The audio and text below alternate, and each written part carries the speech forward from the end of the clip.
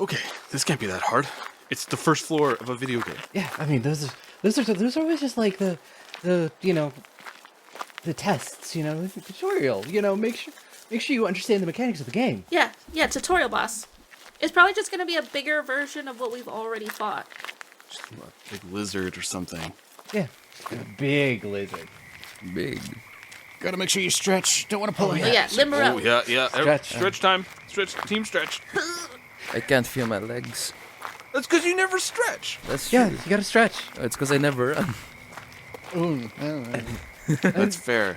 I mean, I'm I glad guess- you chose champion. You have been taking a lot of those hits. Yeah. It's nice that they made like a little pathway out of here. Yeah. I wonder why all those people are waiting to go in. Hey, people. Hello? Yeah, you snooze, you lose. Let's go. Yeah. We're gonna get the items. Yeah. Big drops, big loot. Mm-hmm.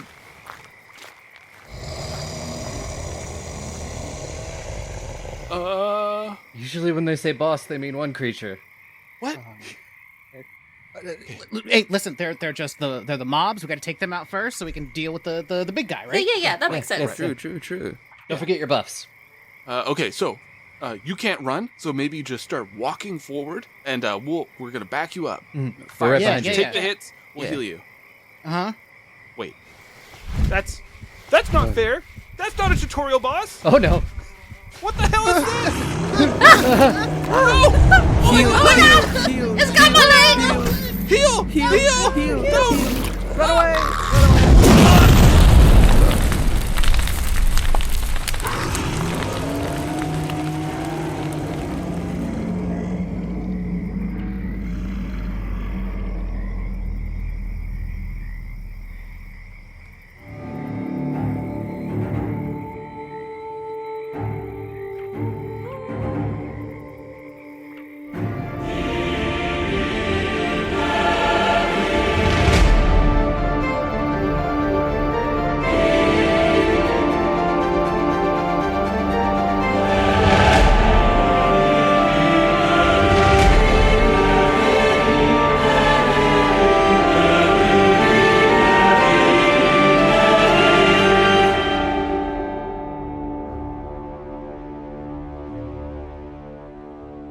Hello, everyone, and welcome back to another episode of Carcosa Online.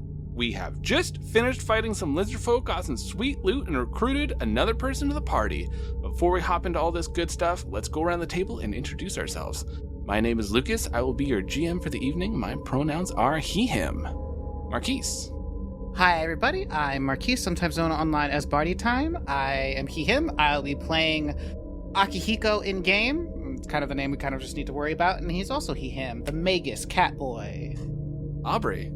Hello, I'm Aubrey. You can find me on the internet at Mad Queen Cosplay, and in game I play Nysla, who is your Dwelf Gunstigator, as I have taken to calling it. And we both use she/her pronouns. Cassie. Hi, everybody. I'm Cassie, also known as Awesome Hylian across the internet. I will be playing Morrigan, our monk of the party, who's also a bird person. Both of us go by she/her pronoun. And Shen. Oh, I'm Shen. You can find me in Discord as Shen. And I'm playing Lune, a summoner who's pretty much just confused, as usual. So, last time where we left our heroes, they had been traveling through this swamp. They've been getting bit by a number of bugs, getting annoyed, and fought some lizards, after which they had met a kobold named Houndman. Now, I made a mistake. I got them mixed up with a different NPC, still same backstory, still same personality, but they are not a rogue, they are barbarian. Oh. So, kobold, that makes a lot more barbarian. It does make a lot Yeah. more sense. Don't know why I thought they were a rogue. That's a different character. But, so, Houndman, Barbarian, got a great axe, got a number of other fun weapons on them. But, well, we all know what Akihiko thinks. I literally thought you were about to say he had a great ass. Yeah, and Maybe he's got he a great does. ass. We rolled the percentage. He is pretty hot. Yeah. And he's Hot a kobold. swimmer, so... Yeah. I mean, I have seen like the official the way that Paizo like officially draws kobolds, and they look pretty good. Yeah, a lot better compared to 3.5 kobolds. Like Yeah. small little scaly dogs in 3.5, and they actually look like little mini dragons. Yeah. All of you are in this swamp. You've just, you collect number of items and all that kind of stuff from the previous fight. You got some lizardfolk meat. You have the new party member there who's just kind of swimming around. And you have an idea. You can still kind of see this massive tree. You kind of have to like position yourself a bit to see through the canopy of the swamp. But you still can see the large glowing tree in the distance. Well, at least we're here. Yeah. Looking around, does it seem like, A, we're being watched, Flash not alone? No, not at the moment. It looks like you defeated the lizard folks who were kind of just hanging out in this area, so it's more or less just kind of like clear swamp. You're still a little bit away from the tree itself, but it looks like you just have more swamp to kind of pass through. Akihiko has placed himself, I think, what could only be described as enough away from the kobold as to be comfortable, but not too far away as to be suspicious. Oh, I did want to make sure that everyone was good after the last fight, that, no one needed any healing or anything. I didn't take a single hit. I was dodging everything. We learned from that first fight. I am at 16 out of 20 right now. I don't know if we want to heal for that, but it's there. Probably a good idea to treat your wounds while we have a moment. We don't just spend magic. Lune, are you good? Yep. I'm 13 out of 20. Wait, did you say 13 out of 20? Yep. That's not good. Yeah, that's not good. That's You're not first. good at all. Stand there. I'll do the medicine thing. Tried to dodge with his best. But still got hit. I feel like Yeah. later we're going to be like, Shen, are you good? Yeah, I'm good. I've got like 2 out of 20. I'm fine. I got 10%, baby. I'm ready to go. It's a key to success. Always be prepared. Just got the DC of 15. You will heal back 7. Which I think will bring you all the way up to 20. That's Bring you perfect. All the way up to max. Nice.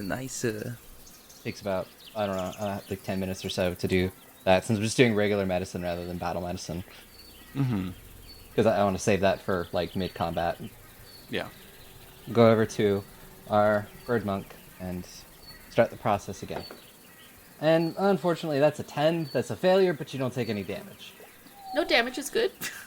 It's just hard navigating around all the feathers. You're Yeah. trying to think of like a person, and it's just it makes it a little difficult. You're all kind of like getting situated, dealing with the bugs, that kind of stuff, and Houndman's just kind of treading water and going along. And all of you might have been maybe a bit athletic. Maybe you even went to the gym and that kind of stuff, and you thought to yourself, I'm taking care of my body. I'm fit.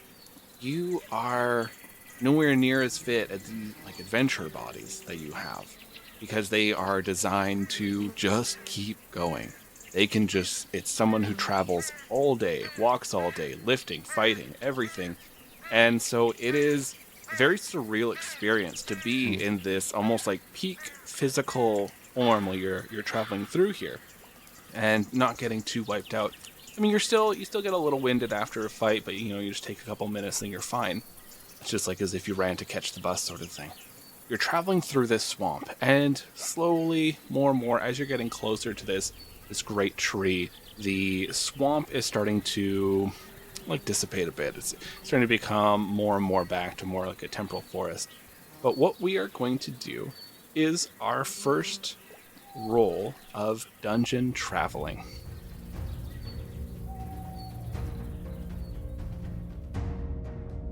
In order to limit the amount of combat we have, because in a normal MMO, you're fighting something every 2 seconds. You're traveling through a field, there are a million monsters, and we want to try to replicate that sort of experience.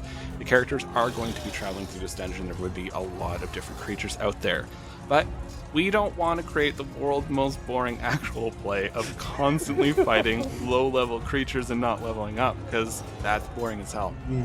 Instead, what we're going to be doing is each of the players are going to be rolling 3d20.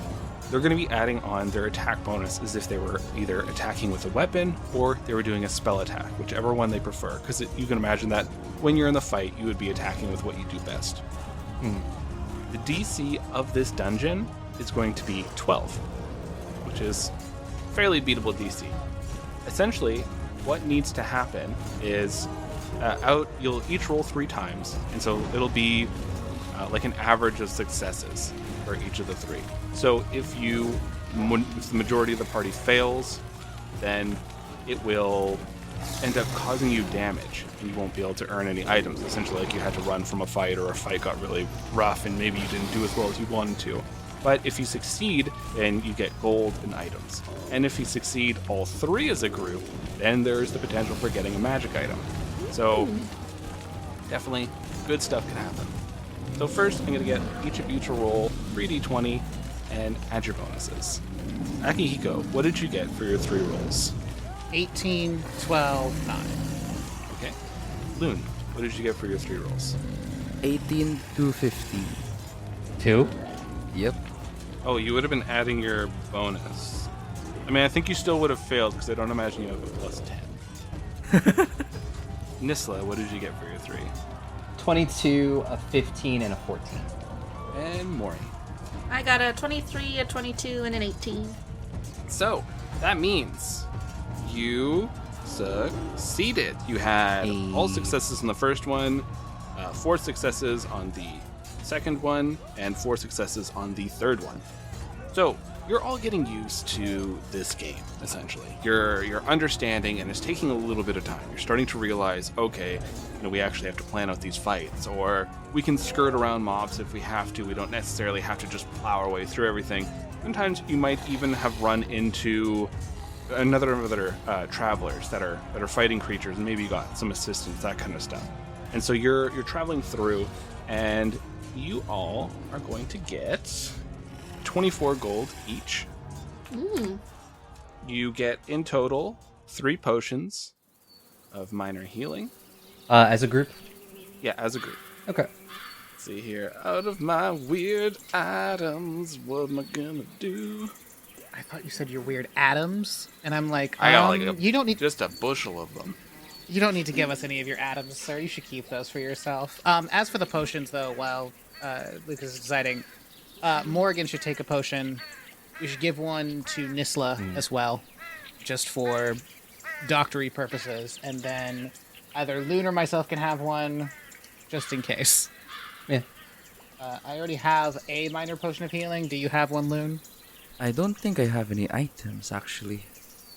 That is definitely not true. You should at least have. You should have a basic. Like a basic, the adventurer's kit and all that stuff. Oh, that's true. Oh, you should take it, because I don't think you were here when we got some. Oh, Yes. that's right. Yeah, when we were determining stuff, Lune got carried away by all the screaming skelly boys. Yes. Yep. Yes. The newly fleshed out scaly boys. Yeah. The reverse skeletons. So, the item that you find, it's a bracelet of 4 human fingers. And they're all looking like they're almost like, how like a hand would be when it's like clawing to try to pull forward. So like that's how all the fingers are situated, as they're hanging from this bracelet. And you tap the item to get the description, and it just said, someone didn't try hard enough, And you read the thing. When you break a finger, you get an extra attack at your normal, like your first attack bonus. Oh, jeez. But you can only use 1 finger per battle, and once the finger is broken, it crumbles to ash. So that either goes to Morrigan or Akihiko. I think that probably makes sense. Akihiko will just look at Morrigan and just say, "Do you feel comfortable breaking some dead person's finger?" What a question. The camera slowly zooms in more and more on Morgan's face. Glazed over. Yeah, I could break some fingers. They say it's like breaking a carrot, so not that hard. All right, well, have fun. So, I'll take it, and Morrigan is going to put it on with, like, visible revulsion on her face. And they're dangling every so often, like when you move your arm, they like touch your arm and you're like, no, Oh, as you're kind of holding your arm out. They're going to, like, flap with you and just constantly brush your feathers as you're flying. Yeah, I feel like it's gonna be a sensory issue with the feathers because, just given how sensitive, like, you can move all your feathers independently, so these fingers brushing against the feathers is gonna be problematic. Be an experience. And when you wake up, your fingers intertwined with these other fingers. These loose fingers. Oh, welcome to Ballad of the 7 Days. So you all are traveling along. You've split up these goods as you're finally getting out of the thick of the swamp. It's still, like a lot of moss, a little bit of water while you're walking, that kind of stuff. But you're finally not just trudging through everything. The bugs are starting to dissipate a bit as well, which is nice. It's a nice relief. Akihiko, your tail has been going on overdrive this whole time throughout here as you're keeping them off of you and also hitting your party members in the face. And traveling along, you are coming into this open glade. This area is dry, which is nice. It seems like it's raised a little bit above the land. You can see now, because you kind of started losing sight of the tree, and you were really hoping that you were traveling along the right path. But you see now the reason that you were losing sight of it is because you were getting so close to it. So essentially you were just seeing the trunk that was reaching up and towards the sky. The tree itself is absolutely massive. It's like a skyscraper. Like it's reaching up so high. These little tiny soft glowing bits are raining down every so often, almost like a gentle snowfall. You see when they hit the ground, they just explode into little colors, like a little rainbow, and then they fade away. You see here and there are campfires with just miserable looking adventurers as they're sort of poking at these fires. There are all sorts of people here that are sort of looking cautiously towards the end of the glade. There you see the trees are bent over, almost intertwining with one another, creating this pathway that just leads further in. You do recognize, looking around, you see one of the people standing near the pathway looking in it is the elf champion that you saw before, who was sort of like preaching to the people, Sapphire Moon, who some of you recognized as a popular streamer. Akihiko is going to just, like, walk directly at this person. And are they facing away from me? Yeah. We'll smack them on the back of the head. What the? Who are you? Doesn't matter. Why are you looking that way instead of going inside? Well, I wanted to travel with the last group, but they didn't want to let me go with them. Really feel like I could help taking down this boss. Everyone out here is either too afraid, or they're in such a tight-knit group that they don't want anyone to travel around. Oh, okay, so that stupidity has just claimed the minds of the unwashed masses. Unfortunately, everybody has heard screams coming from there. It seems whenever people travel in to face off against this sub-boss, a fog rolls over the area and we can't see in there, so we don't even know what it is that's being fought. Great. So the weak are being culled. It would seem so. You're taking this pretty much in stride for all of your cries of democracy earlier. I'm not excited for people dying. I'm not 100% that people are dying, but I don't really want to take the chance. But I also understand that we have to get the hell out of this game. Yeah. Actually, that's a good question. Points the stick at Sapphire Moon. Did you happen to participate in the beta? They sent out some stuff, but yeah, I was in the beta, but it was just fighting really basic slimes, jellies, that kind of stuff, open field. There was a boss fight against a larger jelly. When the boss fight happened, was there some kind of sound or indication that, like, a boss had been defeated? Like, we would have known? Yes, a message went across everyone's screens saying that the sub-boss had been defeated or the boss had been defeated. Cool, so that means all those people are dead. Unfortunate. Yeah. Akihiko was just, like, going over that word, unfortunate. Compartmentalization. Compartmentalization. Putting the stick on the shoulder, just more like he doesn't care. Is like tapping the stick on his shoulder. All right, well, turns back to his group, wholeheartedly, like, tail to Sapphire Moon. Do we need to rest up, or are we ready to go in? I mean, I'm good if everyone else is. Do I also smack him with my staff? No. Remember, you use magic. Yes. You send in your Lune 1.1 to go hit them with things. Also, should I bludgeon Sapphire Moon? No, What? Sapphire Moon is not important. Oh, okay. Listen, let me and my companion help you. I am a champion. I can take some hits. I'm good at fighting. And my friend over here is a bard. Perks up when he hears the word bard and, like, turns to look at that person. You look over at this individual, and it is this orc. They have a bit of longer hair as they're leaning back. They have this, it looks like an electric guitar that's leaning with them, and of course the edges of the guitar is an axe. You have no idea how they got this item. Above them, this name says the Abyssal Inferno, he, him. And if everyone wants to roll me a lore check of the real world. Real world lore check. Real world lore. Would you mind rolling a D100 for us, Lucas? You got it. I'm curious. It's very important. 76. No, Oh, very. they are like neck and neck for hotness. I got a 22. 15. I got an 18. 15. All right, so Morrigan and Nysla, you two remember the Abyssal Inferno. That was a band that was incredibly popular. This metal band that they were climbing the charts, but then out of nowhere, just a couple of years ago, they just disappeared. Everyone had every theory about what happened to them. Government agency taking them out, them going into some weird death game kind of thing because they were just so extreme. Like there was just every single thing about these people. They just rocked too hard. So you know that there's a huge like a cult following of them. They were quite popular, but then when they disappeared, it starts to fade. And there's some people that were just so into it, still buying all the merch, still buying all the music and everything like that.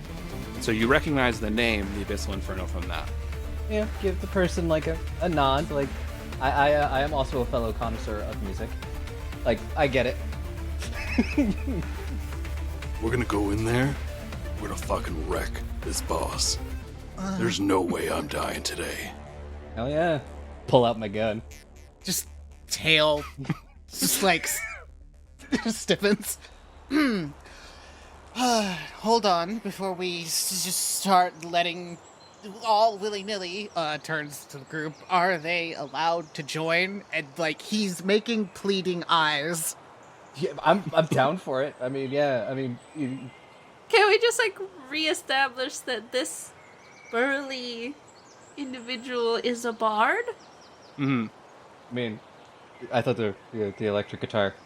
Yeah, okay. Yeah, Morgan's gonna be down.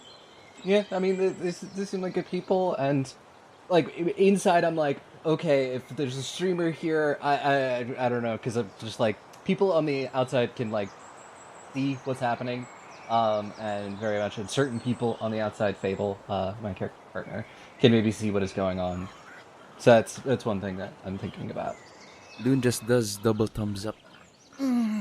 It just like wave of disappointment and it just rolls over. All right, you're welcome to join us. Fantastic. And they, you see the little request of Sapphire Moon wants to join your party, the Abyssal Inferno wants to join your party, and you add each of them. So now you have them in your party, and you can see everyone's hit points and stuff. So during combat, when you're in there, you know the approximation of everyone's HP when you're fighting. So you don't ever have to be like, hey, what's your hit points at? It's just kind of like a quick glance. You can do it as a free action, and you'll always know your party member's hit points. So you do see, the Abyssal Inferno has 19 hit points, Sapphire Moon has 22, you see Amber Guardian has 20, and you see Houndman has 38. Jesus.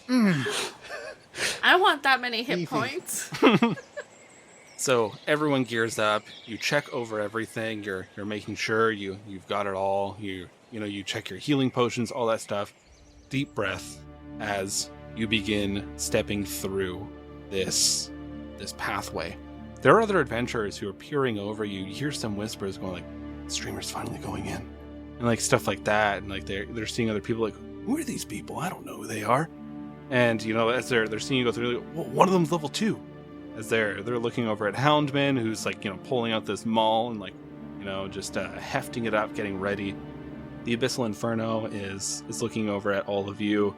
So, are all of you pretty proficient gamers? You ready to do this? Yeah. Cracking of the neck. Absolutely. Cocky pose. Do the thing where you like spin the chamber on the gun. I think at this point, like as we're walking towards the door, seeing all of these people stare at the party as we're walking there, and like all these people have been kind of loitering around, not wanting to go in, I think Morrigan's gonna get this feeling of like a funeral procession almost, as everybody is just like staring at us with like in their eyes, and so it's gonna be really uncomfortable for her doing this sort of walk of shame to the door of the boss, and also just shaking her arm around because these freaking fingers keep touching her. So it's just like this double whammy of I'm really uncomfortable because of the tension in the air, and also I have a jumble of loose fingers on my wrist. Akihiko, like, is seeing Morrigan just, like, do this a bunch, and just, like, sighs, and, like, pulls a ribbon out of, I guess nowhere, because there's no bag, out of nowhere, and, like, grabs Morrigan's arm, and slides the bracelet off, and puts the ribbon through, and ties it around her neck. It's gonna feel better. It's gonna look garish. Well, occasionally you just feel like something like just touching you right here. Just like the weight of the fingers is on my sternum. Do you got this? Thank you. That's better. You're welcome. I need you to be on your game. Looks directly at Lune. Trust everyone in this party to be on their game. Wait, why me? What did I do? You know what you did. You know what you did. You know what you didn't do. Actually, that's the beautiful part. You've done everything and nothing at the same time, Lune. You are an enigma of possibilities. Yeah, I mean, it might be a great idea to get the Lune 1.1 out here before the fight actually starts. Oh, true. Very, very good idea. He'll just exist until you dismiss him. He isn't there for like a set period of time. Oh, speaking of prepping for the fight, Amber gathers all of you before you're going in and casts Bless. There's a duration of a minute, so it's like essentially they'll do it right before you step in. So like, you're not kind of fading in, but that will give everyone a +1 status bonus to attack rolls when you're within 5 feet. So that'll be essentially if you're right near, it'll be good. So you all take a deep breath. Lune, you summon Lune 1.1. Summoned. And it works. It's not like Flame On. It this other version of you appears beside you and gives you the nod. It's all of you look at each other, your hands shaking a little bit. Deep breath, you step through.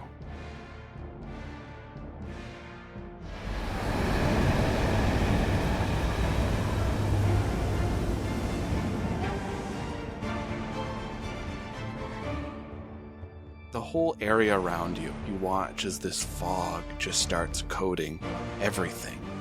You see that like you're in this area. Essentially, it's a very wide open space. You see there's the massive tree, which seems smaller now, almost like a strange game dev idea of like making this tree. The tree's still quite large, a good 50, 60 feet up in the air, but it's definitely not like this skyscraper landmark. But everyone, I need you to make me a perception check to see something. 25. 11. I got a 6. Plus, oh yeah, no, oof. You rolled a 2. 16. So Lune and Nysla, you see it first. coming around this tree, you see like 1 foot crunching down to the ground, 1 foot crunching down to the ground. It pulls itself forward as you see this chimera. 3 heads staring at you. A goat, a dragon, a lion. It roars out.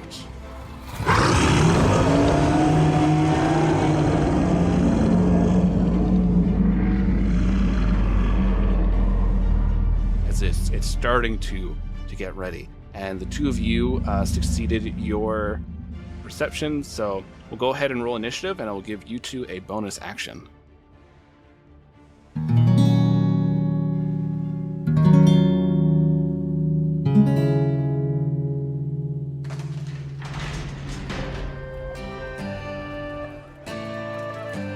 Greetings there, travelers. It's me, Wingover Gimbal, famous name Bad, and welcome back to the Inn of the 7 Dice. So glad you can come in here and join me, travelers. Oh, it's been quite a time this week. The weather's shifting, the snow is melting in a lot of places. But Wingover, don't you just travel through time? But sometimes I like to keep things a little bit linear, because it allows me to have some peace of mind, because gnomes are not meant to be just time traveling all willy-nilly. So sometimes I like to try to stick to the seasons, and now everything's starting to melt, and then it freezes, then it's ice, and then I'm slipping, then I'm sliding, and all I'm saying, travelers, is make sure you got proper footwear. Don't be like me. Alright, so let's get into this. Oh, so much stuff has been happening, dear travelers. We are very, very close to be hitting 40 of the Spotify reviews. So if you want to help us out over there, head on over to Spotify and allow us to feed the strange creatures that exist in the other planets, like the secret planets of our solar system. Also, good news, we hit 300 subscribers on the YouTubes. So that's cool, that's growing, that's doing really well. People like hearing these stories. So check that out if you're interested. The video versions of these are up there. Also, once again, if you do hear a cat meowing in the background, don't worry about it. They're all just getting in here now.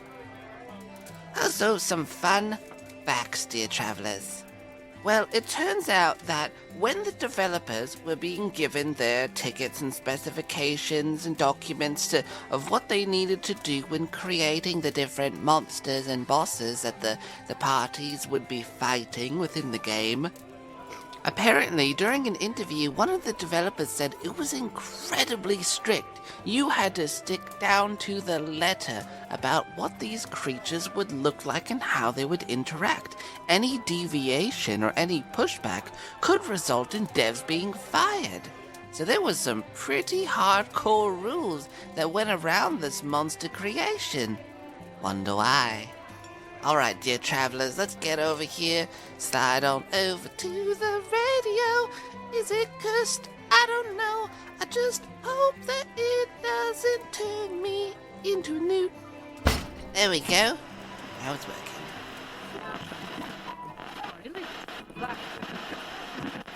Venture deep into the backwaters of space. Mid-space station, a lawless metropolis run by gangsters, where anyone could earn a fair day's pay if they're willing. Ah, you're here for the job? Meet Cleo, a bipedal bear creature armed to the teeth. Oh, if I was an inch taller, I'd be round. And Dr. Z, a psychic jellyfish. Now in surgery, we want to go for the heart and the brains. Join these friends on a haphazard adventure, trying to make their way in cold, uncaring space. A podcast filled with adventure, action, romance, and friendship to conquer the ages. So if you want to hear more from the Backwater Bastards, search Backwater Bastards wherever you get your podcasts, or visit us at backwaterbastards.com. Backwater Bastards, the comedy sci-fi tabletop podcast. Radio ads are so different from when I was a small gnome. I remember when the first radio was being tinkered on and worked with, the ads that usually came across were, "You try not to die from creatures that want to eat you in the sea," and stuff like that, you know? There's a lot of hair growth cream would be on those ads, things like that, but the ads are very different these days. Alright, dear travelers, I don't want to hold you up, but once again, head on over to the iTunes, head on over to the Spotifys, head on over to the YouTubes. All that stuff is going down, and it truly, truly, truly helps us, and we appreciate the help. Alright, dear travelers, I gotta go feed this cat. I bid you all adieu. I know!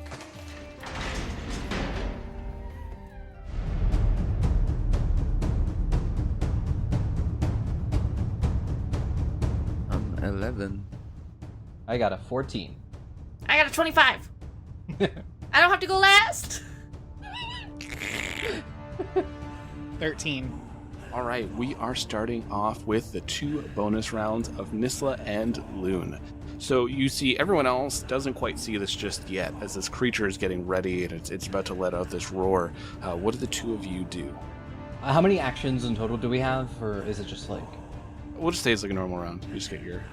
So I would like to start off with devising a stratagem against it and using my known weaknesses as a free action to do a recall knowledge against it.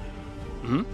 Let's roll the devise a stratagem first. I have a 19 for my devise a stratagem, and for my known weaknesses, I have a... And is it a particular skill I use against this? Arcana? I'd say Arcana. It's a magical creature. Okay, so it is a 15 for my Arcana to see if I remember anything about this creature. So you do know that each of these heads are going to have different breath weapons. You know there isn't a particular weakness that this creature has. It's more or less just like a baseline creature that's going to take the hits that you throw at it. But it doesn't also have any particular resistances either. So it's kind of like a flat playing field. That's what you know of this creature. And I will communicate that, and just being like, each one of its heads has a different breath weapon, so be careful. And then for my second action, I will use that devise a stratagem to attack. It is a 25 because I get a +1 for... Well, that's a hit. And that is going to be 17 concussive, which counts as either bludgeoning or piercing. Okay. Whichever one, if it's resistant to one, it counts as the other. Oh, and then with my last action, I will reload. You are quickly looking at this creature, your brain is racing, and you suddenly know things that you didn't necessarily know before, as it is just filling up your mind. You're whipping out this pistol, and you fire it off. Everyone's head turns towards where the blast is going. You all see this creature just readying up, ready to bound towards all of you. And then, Lune, what are you doing as this bullet just strikes right into it? Oh, Lune's time. His Eidolon's already summoned, so I guess his first action, he'll just move a little bit to the back. Okay. So if you use the act together feature, I think for just like the 1 or 2 action, I think the 1 action one, you can move it forward and you backwards at the same time. But you won't be able to act together for the rest of the turn, so... Oh, I have 3 turns, so I use 1 turn to move myself, and I guess I'll put Lune in the front lines. Yeah, I guess that's it for my turn. You can spend the 1 action for the act together, and that means move yourself and then move your Eidolon. So you still have 2 more actions. So technically, I believe you could move your Eidolon closer and try to take a hit if you want, or whatever it is you'd like to do. So you still have like some stuff, or if you have a spell that you want to use for your character, or anything you like. For now, you can still you can move your Eidolon's pretty tough, and I think your other companions are probably going to be jumping into the fray right away. So I guess I'll use my other turn to go more closer to the monster looking thing. I think that's like more than 30 feet, so I guess that's 2 turns. Each square is 5 feet, so you should be able to move 6 squares. You could technically go right up to the creature and hit it if you want, or you could go off to the side if you'd like. It's really up to you. Well, I guess I'll just go off to the side for now and decide what next later. Okay. So we go to Morrigan. So we said it's about 25 to 30 feet away. In this case, Morrigan is going to kind of operate under the idea that the best defense is a good offense, and she is going to fly over to boss, and we're going to do a key strike, and within the key strike is going to be the flurry of blows. Nice. So we're going to open up strong here, hopefully. That is a 27 to hit. Definitely. And then 15. 15 is a miss. So that's going to be 6 damage. You fly over there quick, and then you go down for a number of strikes, just, one after the other. Your first one, you catch one of the creatures just like right in the throat as you're just like, quick punch. And you go in for like this spinning kick, and they just manage to maneuver a little bit out of the way as your kick just sails harmlessly. I have one more action. If I were to retreat, because we don't really know what's going on here, would it be okay if I stayed airborne? Yeah, I'd say so. Okay. So I think I'd like to move by the Eidolon, and I'll just be kind of hanging out midair. Okay. It goes to the creature. It takes these hits, the bullet hits off it, you come in for these 2 strikes, and then you fly off as it looks a little annoyed towards all of you, and then it looks towards everyone else.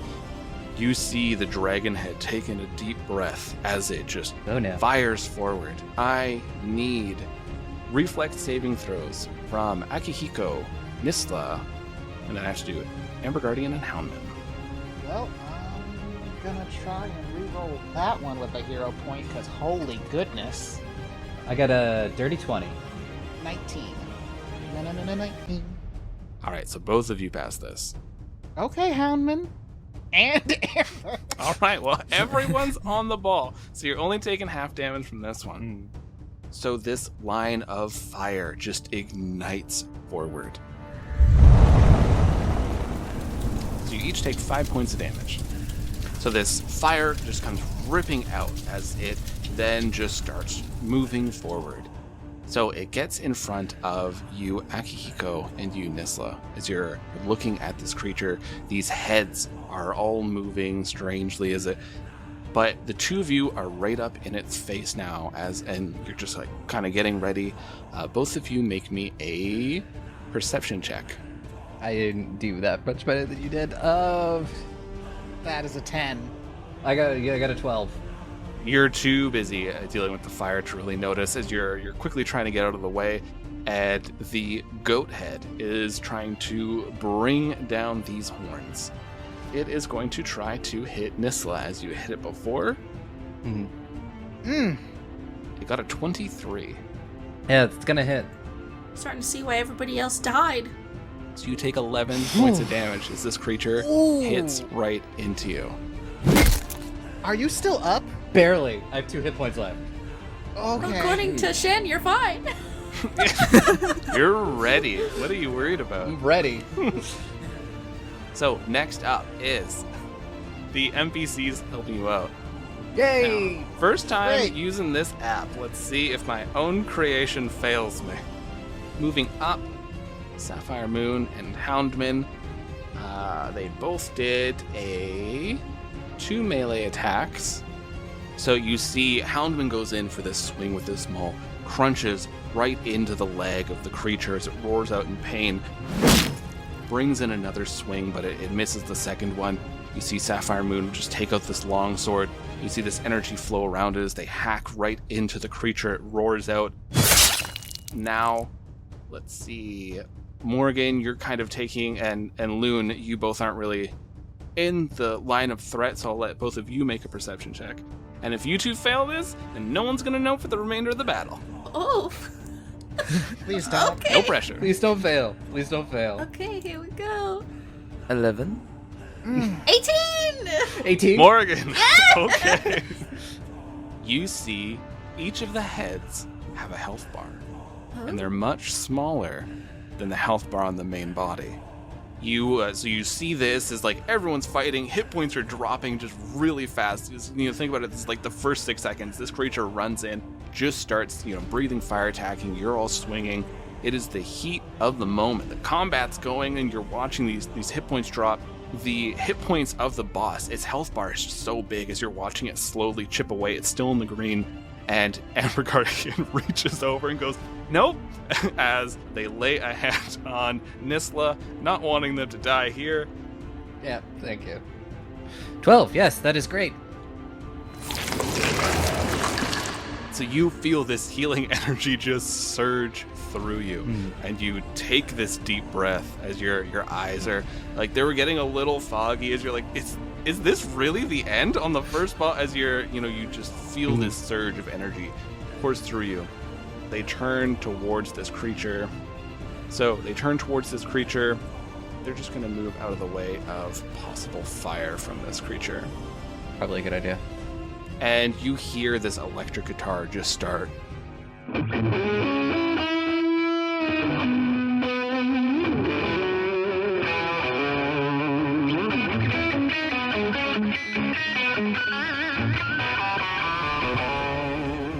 Starting to get at the music, and the ground is starting to shake a little bit as this orc just starts really getting into this whole groove.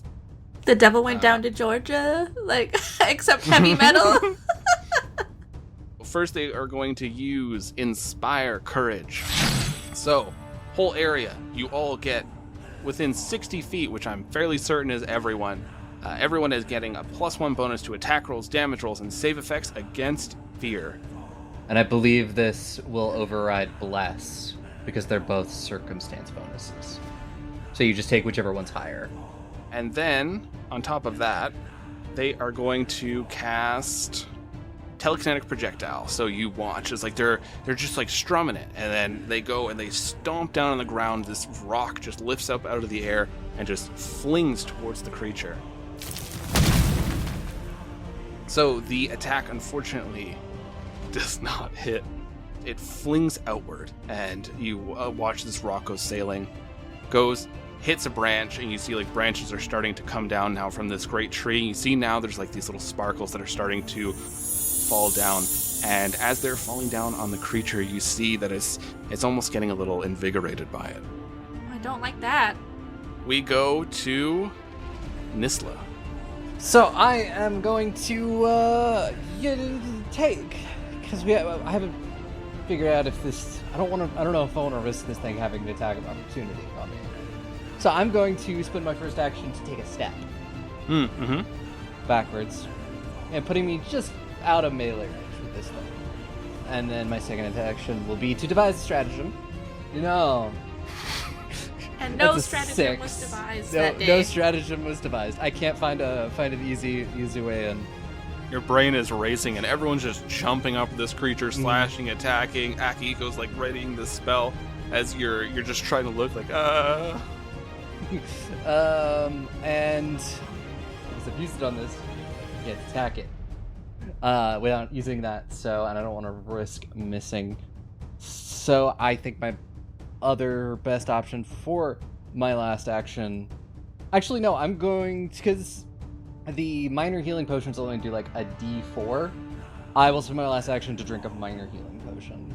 Alrighty. Because that'll only heal me like 1d4. And like I'm at like I got like can heal like 5 or 6 damage still. Minor heals 1d8. 1d8? Yeah. Does it? And a lesser heals 2d8 plus 5, then 3d8 plus 10, and I'm thinking elixirs of life. That's what I'm thinking.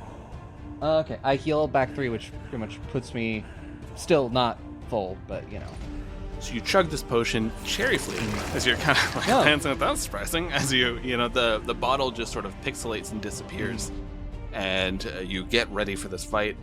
We go to Akihiko. Akihiko also not liking being up in this thing's grill at the moment. There are 2 big beefy people. Let the big beefy people handle it. He will take a 5-foot step as well. And so for Akihiko, it becomes kind of like a little dance as he kind of steps and twirls around. as he moves 5 feet away. So what you witness is Akihiko's clock kind of like a metronome going back and forth as he's just muttering under his breath as a chat box comes up and just says magic weapon as he imbues magic into his weapon, ready to be wielded on the next turn for much more devastating effect. Nice. So we go from Akihiko to Lune. Hey, Lune kind of goes on the offensive this time, but first he gets close and does the double thing where they both move at the same time. Mm-hmm. And then while 1.1 gets closer, Lune just goes farther. And then for the attack, I guess Lune goes for a tendril bludgeon. Nice. It's a 20. The tendril strikes back and then goes forward, hitting right into the lower flank of this creature as, a bit of blood sprays out. And how much damage do you do? All right, so 9 damage. Awesome. Very nice. And you got one more action. I guess I'll go for another bludgeon. Okay. Like that Lune just is like gonna keep running that way, and we're all just be like, where did Lune go? Just looking over his shoulder. Bludgeon! Just keeps running that way. Hiding behind someone while doing this. Oh, 1. Oh no! Ooh! Your Eidolon goes, it reaches back, and then it tries to go forward. And the creature just kind of like kicks with its back leg, almost like, when you're annoying a dog, like, playing with it, and it'll just kind of kick out at you. Jesus Christ.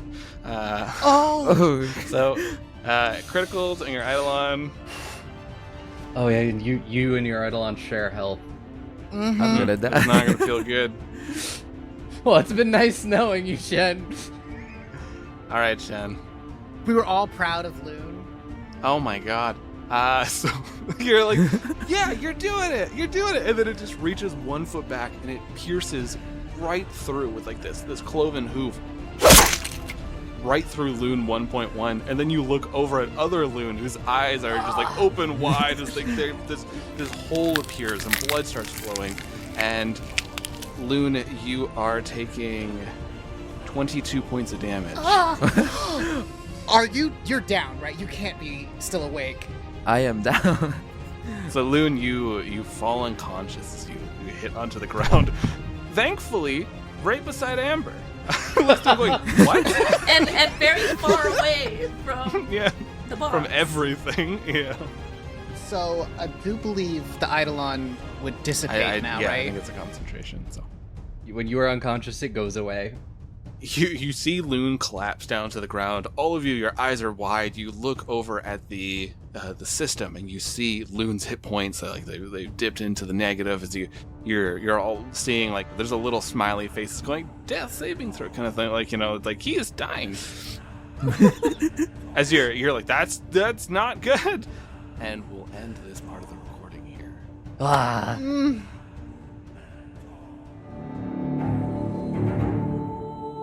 Escaping Carcosa is brought to you by the Ballad of the 7 Dice Network. Follow us on Twitter, Facebook, and Instagram by searching Ballad of the 7 Dice. Supporting our Patreon helps us pay for the show, such as hosting, equipment, and additional content for you to enjoy. Our Patreon is pay what you want and contains behind-the-scenes updates, audio dramas, one-shots, and more. You can also head over to iTunes and Spotify and leave us a 5-star review. Every review helps us fight against the horrors of the algorithm. Until next time, dear travelers, keep an eye out for the yellow sign.